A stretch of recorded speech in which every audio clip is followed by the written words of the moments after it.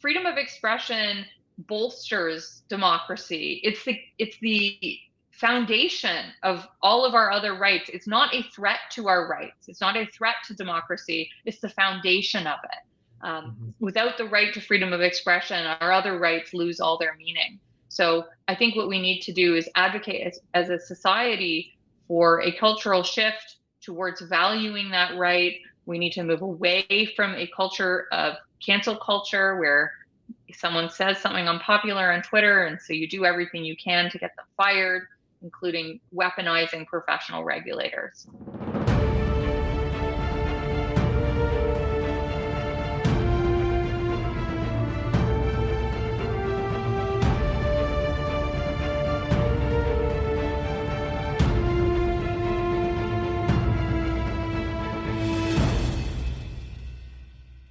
Hello, my name is Peter Copeland, Deputy Director in the Domestic Policy Program with the Macdonald-Laurier Institute, and I'm here today with Christine Van Geyn, Litigation Director of the Canadian Constitutional Foundation, intervener in several high-profile Supreme Court cases, and renowned scholar and commentator on law and public policy in Canada. Christine is author of a paper for the Macdonald-Laurier Institute as part of our Defending the Marketplace of Ideas series. It's titled Censorship and Professional Regulators in Canada. Christine, thanks so much for being with us. If you could start by giving us a summary of what the paper is about and a bit of the background on how it came together and the motivation for it. So I think that probably when people think about professional regulation and freedom of expression, they may call to mind one of the most famous cases, which involves psychologist Jordan Peterson. And his dispute with his regulator, the College of Psychologists of Ontario. This was a well-publicized dispute that he got into with his regulator, who wanted to send him to re-education as a result of some public comments he had made on social media, on X, and on the Joe Rogan podcast. And we had intervened in his case at the divisional court, and we had made arguments about the importance of the right to freedom of expression and some of the analytical framework that the court should consider when judicially reviewing this administrative action that had been taken against Dr. Peterson by his regulator. So we've been involved in that case. I got a lot of response to, public writing that I'd done about the case and videos I'd done about the case from members of other regulated professions, whether they're teachers, doctors, nurses, accountants, about and lawyers, frankly, about their concerns about how professional regulators can use the power that they've been granted through legislation, through the government, to censor unpopular ideas. And so that's sort of the background of the case. We actually had been involved in cases about professional regulation and censorship well before the Jordan Peterson case. Famously, one of the cases we were involved in that I've written about in the paper involves a nurse named Carolyn Strom.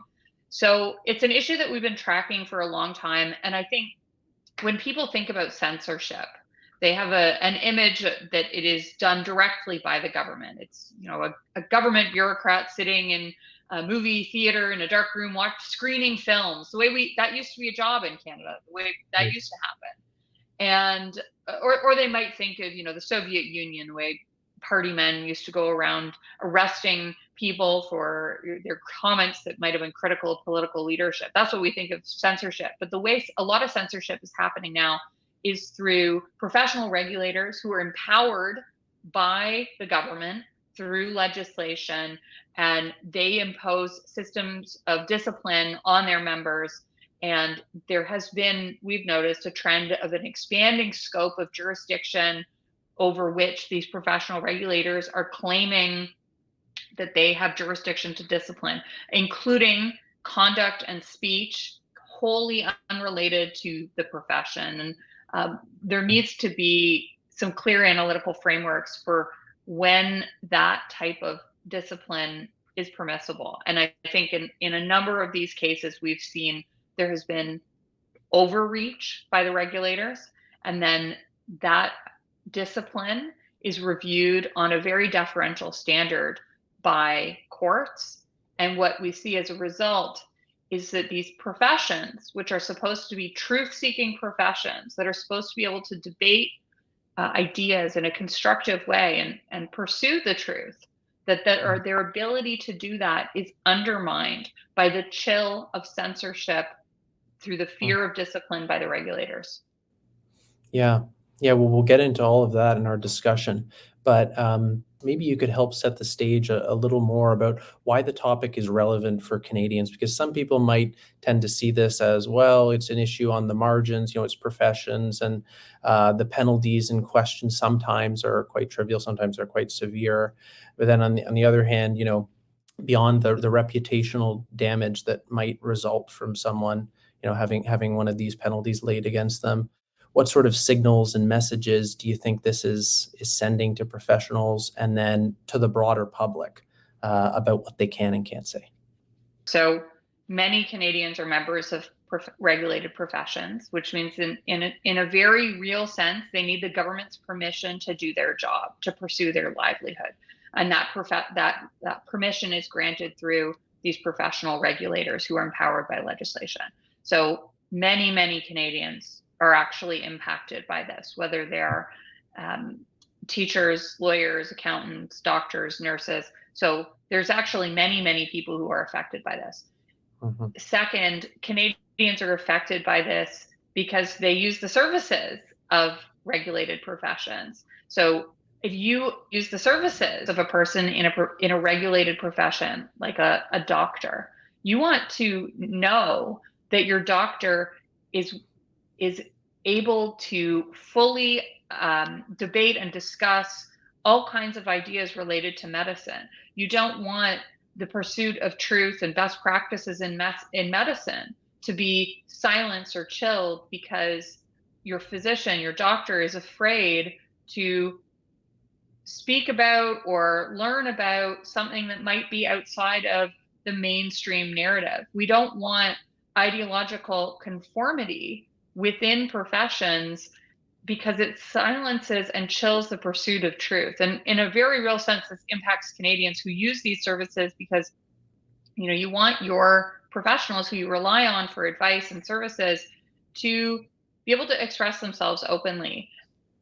Now, of course, there are limits that are on professions, and no one disputes the ability of regulated professional regulators to impose discipline for example, an accountant who sexually harasses a client, or mm-hmm. a doctor who tries to sell his patients snake oil, or a lawyer who attacks the integrity of a judge in some manner and undermines faith in a judge in a way that's improper. There's no dispute that those things can be subject to professional discipline. The issue becomes when some conduct is completely unrelated to the profession. I mean, no one thinks that your accountant is any less likely to be good at doing an audit for you because he yelled at an umpire in a little league game. Yet we see discipline for this kind of thing imposed. And on the other hand, we want our professions to be able to debate ideas within their field of study without fear of being disciplined, chilled, or silenced. Mm-hmm, mm-hmm. Yeah, well, so, and you've mentioned the Peterson case as being one that, is very familiar, but what you've done in this paper is actually go across the regulated professions and look at cases from many of them. And, there's some common threads and some differences there. But if you wouldn't mind just going into some of the detail there about what we're seeing across the gamut of regulated professions here, and what are some of the common threads that are emerging? I know that the Jordan Peterson case can be a challenging one for people because he's a very polarizing figure. People have very strong opinions about Jordan Peterson, either for or against. But I think what's important to remember is that Jordan Peterson was able to fight this battle because he has deep pockets and he's popular and he has the power to push back. Many other professionals in his circumstances would probably not be able to afford risking their license, which would compromise their livelihood. But I'll give you an example of a case that we were involved in that I describe in the paper. I made reference to it earlier. It involves a nurse named Carolyn Strom. Now, Carolyn Strom, her grandfather was in a nursing home in Saskatchewan. He was receiving end-of-life care that Ms. Strom was concerned about, and she thought was not adequate. She was unhappy with the care her grandfather received before the end of his life. And she posted on Facebook a newspaper article from the Vancouver Sun about palliative care and the need for it to be improved.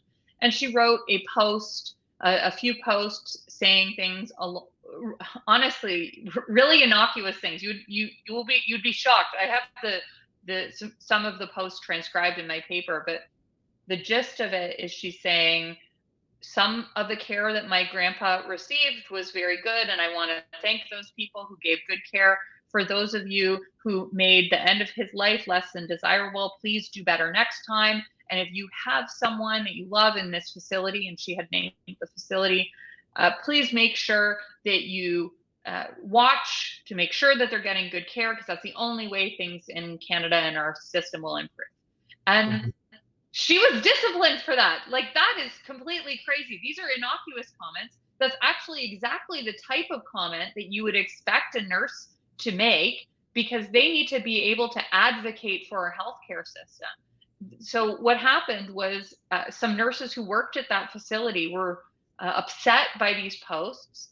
They complained to the regulator.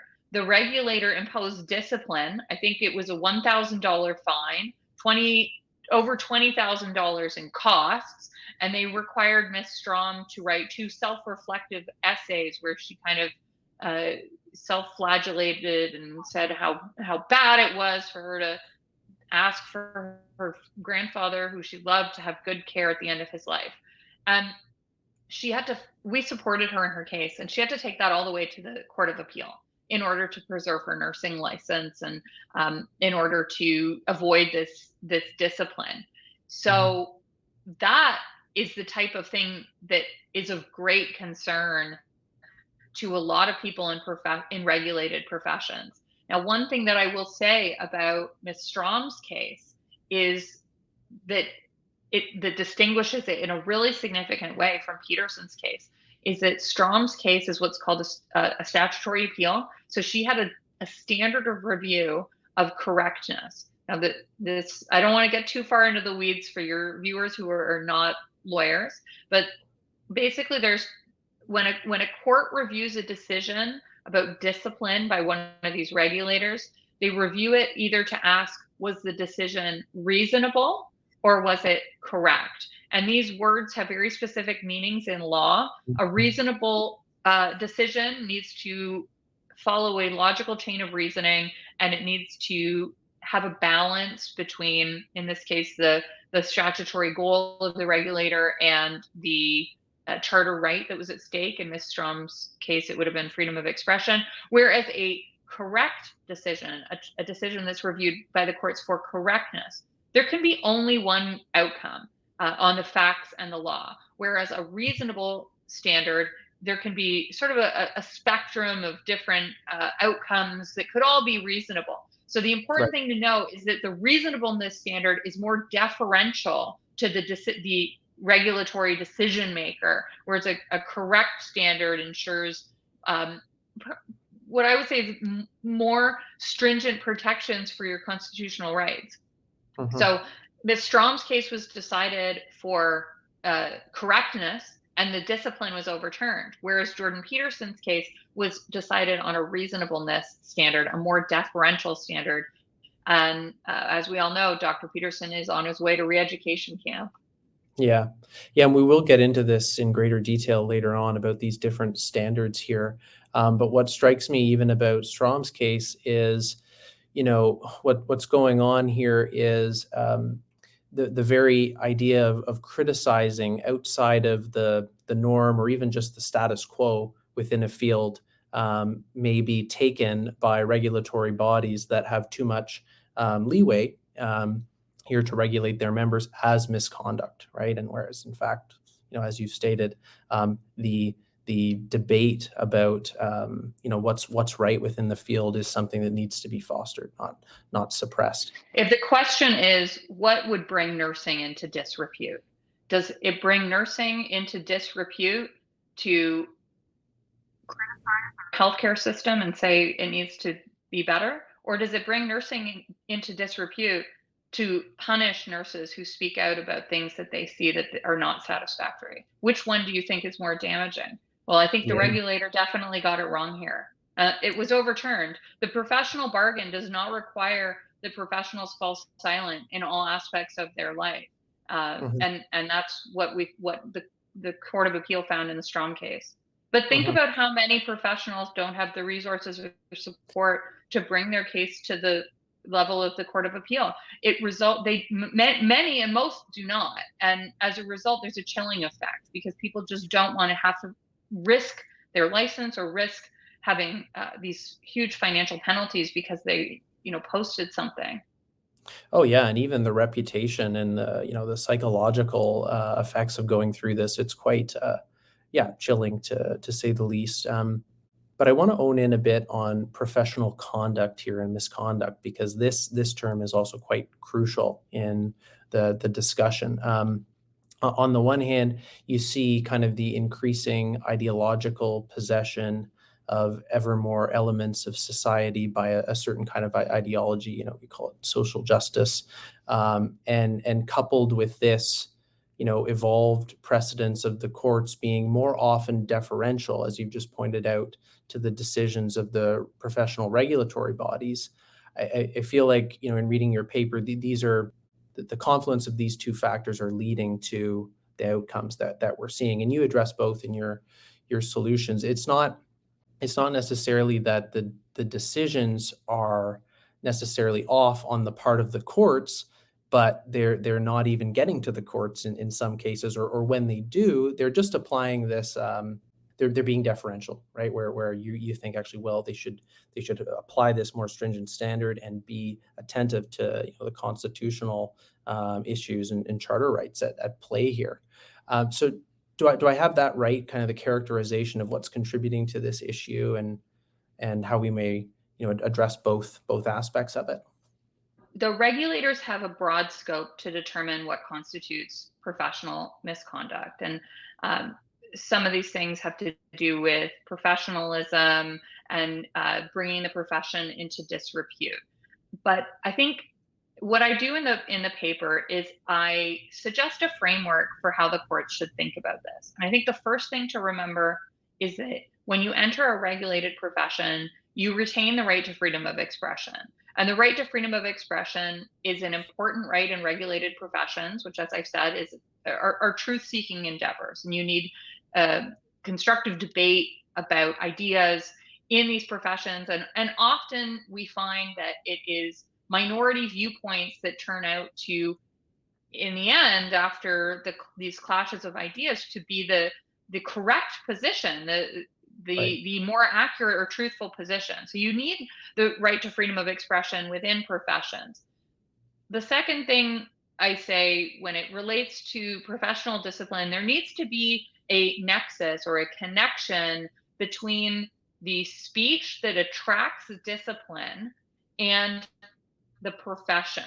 So, posting about your political views should not attract professional discipline, but we've seen in a number of cases that it does, even though there's no connection to the profession. The further away the speech is from the profession, the more of a onus there is on the regulator to demonstrate why discipline would still be appropriate. So, of course, if you had a physician saying, I will not treat people of this race or religion,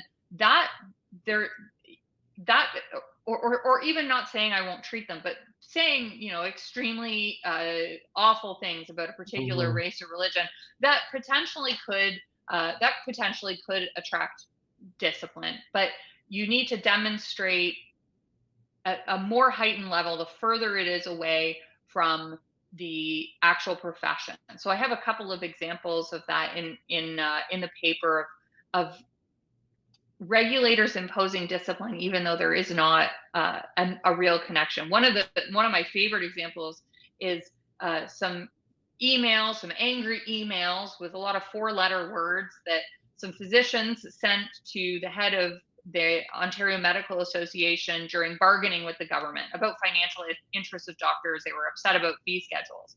And this, the financial interests of doctors, this is not really related directly to the act of medicine. It's really about financial interests and economic interests, and it's kind of like expressing your dissatisfaction with your union head. And they received discipline for that. So it's important that there is a nexus to the profession, and the further away the nexus, the more egregious the conduct would have to be, the more serious the conduct would have to be. And then the third thing that regulators, I think, when we're talking about this framework I'm proposing, the third thing is limits on speech need to be justified and proportionate to the public interest that's being served by the by this professional regulator.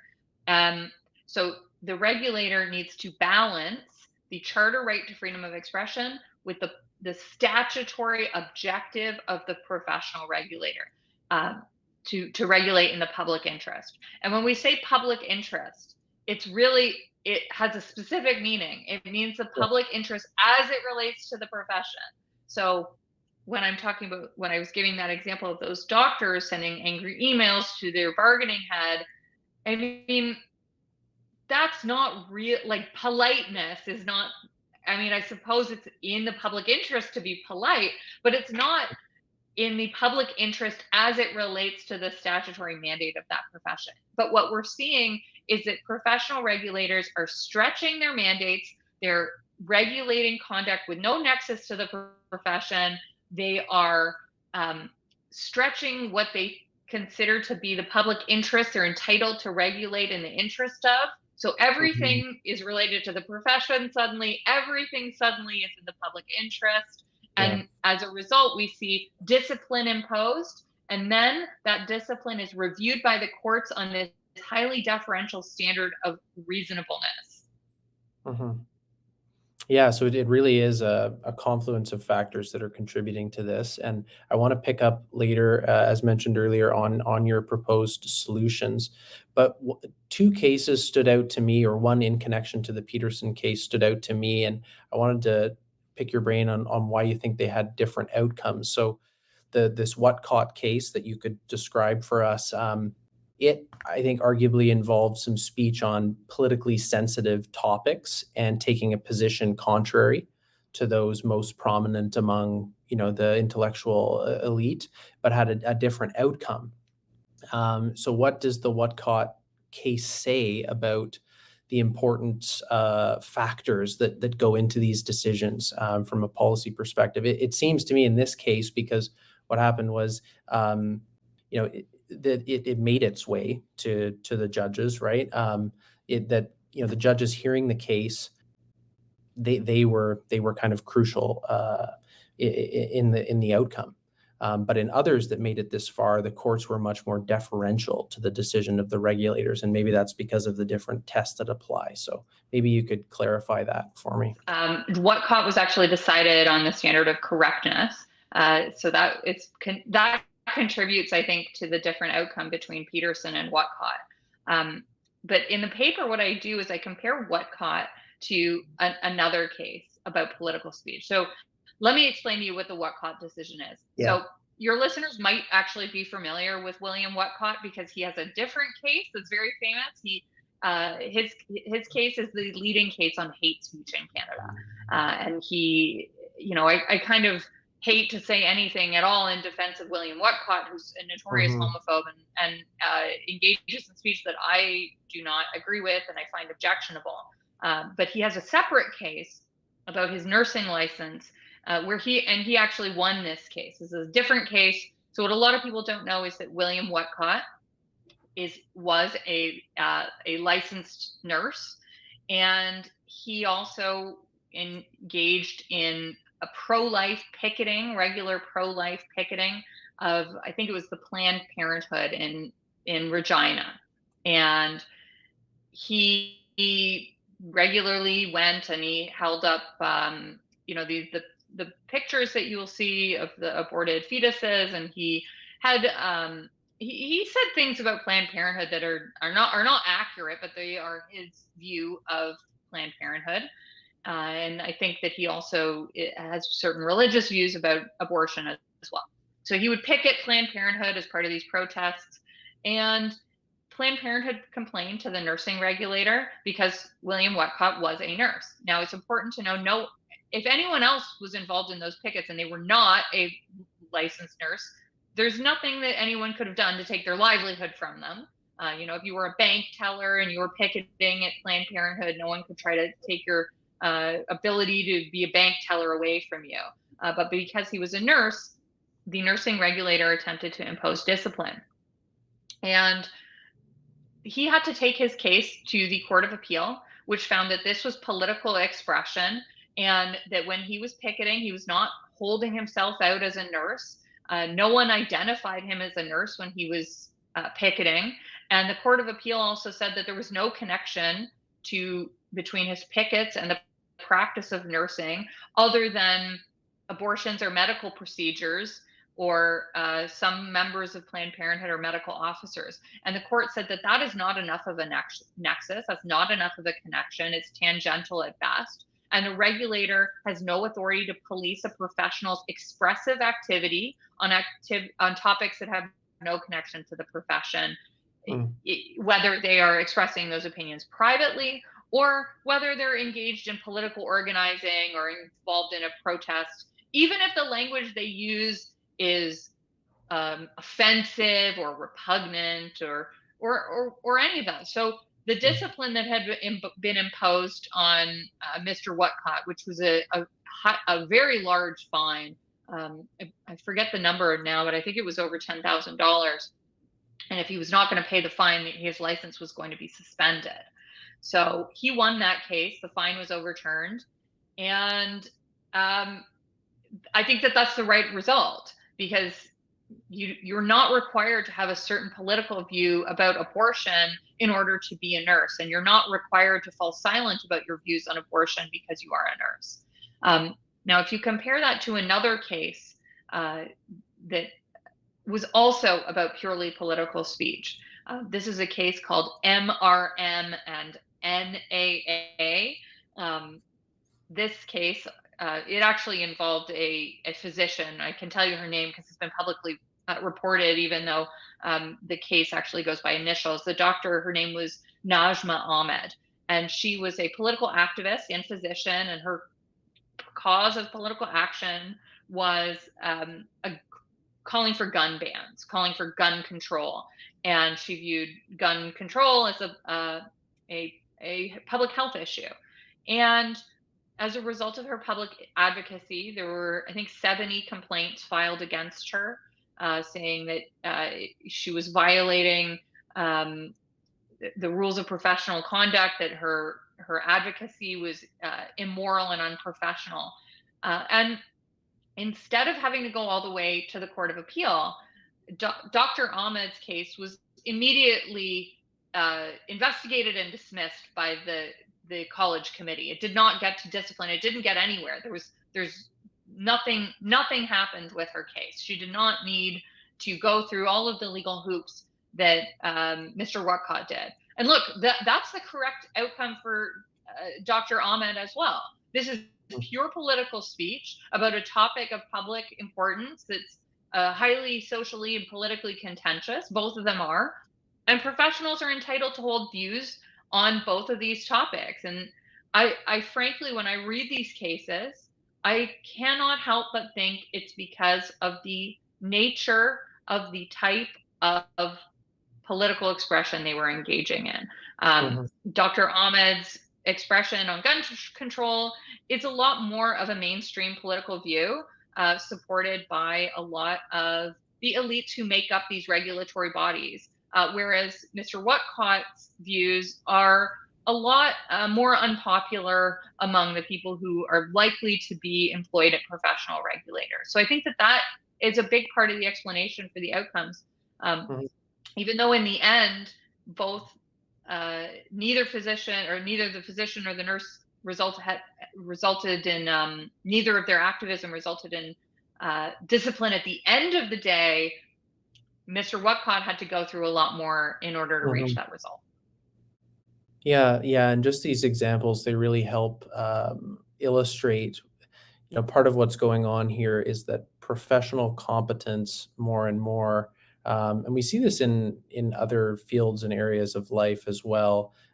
It's deemed having the right views about everything, right? And well, if you're off on this and you can't be trusted about anything, and including your professional competence, so it's this conflation and kind of amalgamation of everything constitutes professional competence. So let's shift now before we close, Christine, just to some of these solutions. You talk about changes to the law surrounding professional regulators and shifting the public discourse around the importance of freedom of speech. And some of these proposals include the tests of correctness rather than reasonableness that you've already mentioned, and requiring a significant connection to the profession when you're regulating off-duty speech. So can you just tell us a little bit more about these proposals and how they might address the problem?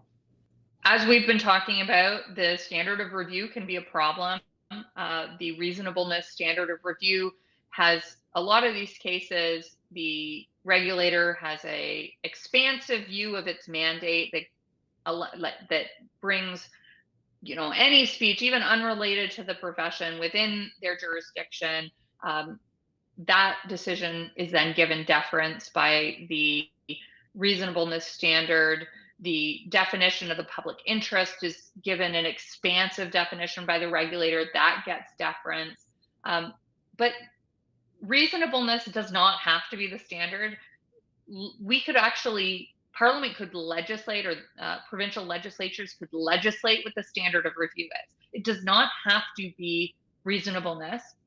And we've seen in these cases when the standard is correctness, there's more likely to be a more fulsome look at the charter rights. The other issue is that when these regulators engage in the balancing, when they balance the statutory mandate to regulate in the public interest with the charter right to freedom of expression, they often just barely glance at the charter. Some of the cases don't even say anything more than there is a charter right at stake here, but charter rights can be limited under Section 1. That's not an analysis. That's like barely acknowledging that an analysis needs to take place.